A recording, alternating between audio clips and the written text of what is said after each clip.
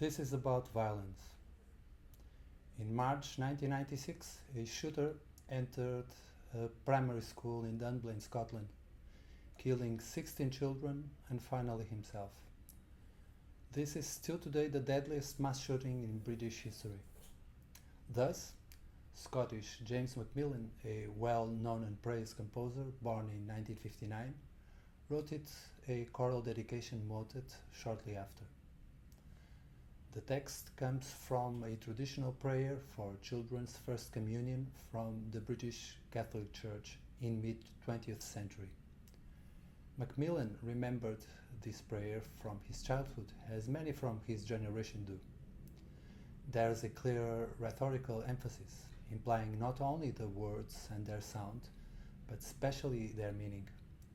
A clear case of this is the contrast between the joy part and the love part. On the first, we hear harsh dissonance and condensation of counterpoint and harmony. It's a deeply ironical statement, I think. Then comes love, and the result is a clear redemption and appeasement.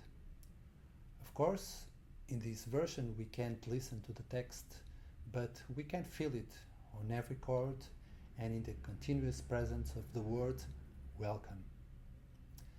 As an artist, in view of so much gratuitous violence, I had to speak up because together we have to put an end to this. Please look for the original choral version. I'm sure you'll agree with me. Joy and love to you.